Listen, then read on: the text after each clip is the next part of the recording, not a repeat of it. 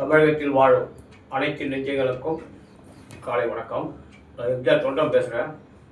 நான் ஒரு எந்த அரசியல் கட்சியை சேராதவர். சமீபத்தை கடந்த 27/9/2025 சனிக்கிழமை கரூரில் ஏற்பட்ட விமான விபத்தில் 47 பேர் உயிரிழந்தார்கள். 2 குழந்தைகள், 2 சகோதரிகள்.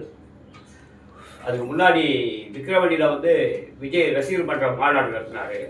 ஏன்னா அது கட்சி கிடையாது. என்னை பொறுத்தவரைக்கும் இன்றைய வரைக்கும் என்னை பொறுத்தவரைக்கும் கட்சி கிடையாது, ரசிகர் மன்ற மாநாடு. 5 பேர் உயிரிழந்தார்கள். அவர்கள் குடும்பத்தாருக்கு எந்த நிவாரணமும் கொடுக்கல தற்கொலை விஜய். அதே மாதிரி மதுரை மாநாட்டில் ஒரு 3 பேர் இறந்தாங்க. அவங்களுக்கு எந்த ஒரு நிவாரணம் கொடுக்கல. அவங்கள வீட்டுக்கு சென்று எந்த ஒரு கட்சியில் இருக்கிற தலைவர்களோ 2ஆம் கட்ட தலைவர்கள் யாரும் போய் அவங்க ஆறுதல் சொல்ல, இரங்கல் தெரிவிக்கல. அதே மாதிரி இந்த 47 பேர் உயிரிழந்தார்களே, அவர்களுடைய வீட்டுக்கு செல்லாமல் விஜய் தங்களுடைய படையூர் பக்கத்தில் இருக்கிற மகாபலிபுரம் ரிசார்ட் நட்சத்திர ஹோட்டலில் வர வச்சு அவர்களுக்கு இறந்தவர்களுக்கும் அவருடைய குடும்பத்தாருக்கும் பாவ மன்னிப்பு வழங்குகிறார். அவர் பாவ மன்னிப்பு வழங்குகிறார்னா அவர் ஜோசப், விஜய் கிடையாது. ஜோசப் தான் பாவ மன்னிப்பு வழங்குவார். அவர் ஒரு ரசிகர் மன்ற மாநாட்டில் வீரை மங்கை,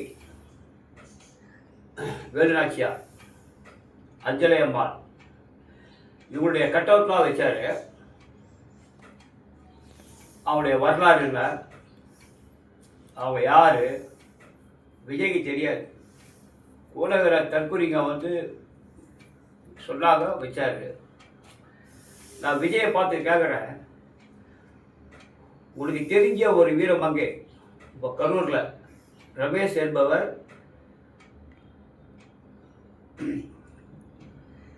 கரூருடைய விபத்தில் சங்கமுள் ஏற்பட்டு நெரிசல் ஏற்பட்டு உடைய பிரச்சார வாகனம் எம வாகனம் வந்ததுனால இறந்தாரே.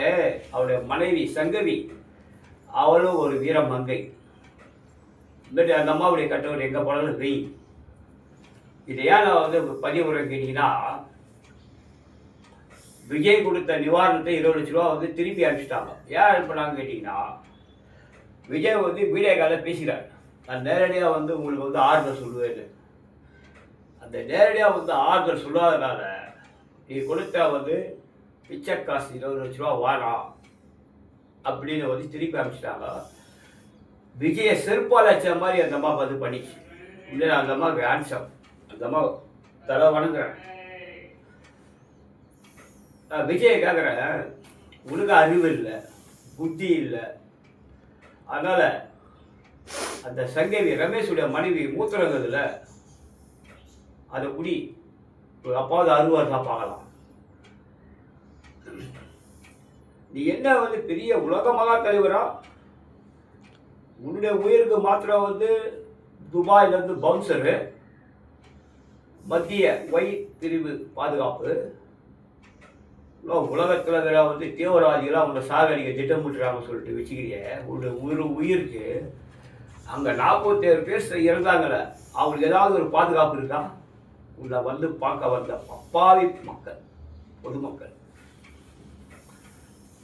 நான் விஜயுடைய ரசிகர்களுக்கு திருந்திட்டாங்க.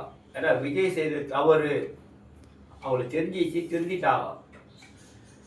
ரசிகரை பார்த்து கேட்குற ஒரு பொண்ணு கேட்குது.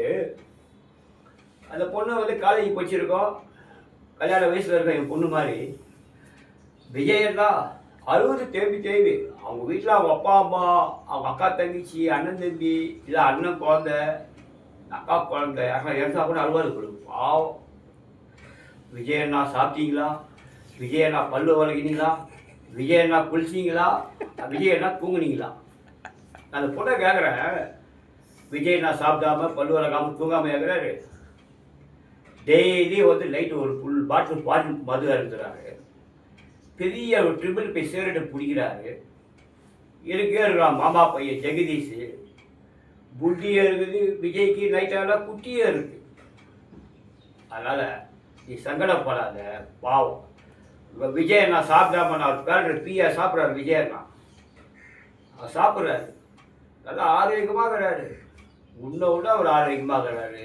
அவர் ஒல்லியாலாம் ஆகலை. அவரை முருங்காவான், முருங்கை மரப்பா அவர் மெலிசாக காய்க்கிறதுக்கு. அதனால்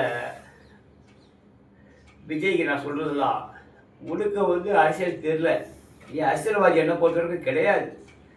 நீ ஒரு நடிகன் போகிற கூட்டம், மாநாடு, ஆர்ப்பாட்டம் எல்லாம் ரசிகர் மன்ற மாநாடு, ரசிகர் மன்ற கூட்டம், ரசிகர் மன்ற ஆர்ப்பாட்டம். அதனால் நீ அரசியலை தெரிஞ்சின்னு தமிழ்நாட்டில் உள்ள காலவை நீ எந்த காலத்தை கொண்டோ இனி பிரச்சாரத்துக்கு வெளியில் வர முடியாது. பொது நல மனு ஒன்று இருக்குது, ரிட் பெட்டிஷன், ஹைகோர்ட். நானும் ஒரு பெட்டிஷன் ஃபைல் பண்ணுவேன். நான் ஒரு சமூக ஆர்வலர், சமூக சேவகர். இதே மாதிரி விக்ரவாண்டி மாநாட்டில் 5 பேர் இருந்தாங்க, பாதுகாப்பு கிடையாது. மதுரையில் 3 பேர் இருந்தாங்க, கலாச்சார பிரச்சாரத்துக்கு தடை வாங்குவேன், ஸ்டே வாங்குவேன். கண்டிப்பாக நான் இதை செய்வேன். வாழ்க அண்ணா நாமும், வரக புரட்சியாளர் புகழ், ஓங்க புரட்சி அம்மாவின் புகழ், எம்ஜிஆர் தொண்டன், சமூக ஆர்வலர், சமூக தலைவர். நன்றி, வணக்கம்.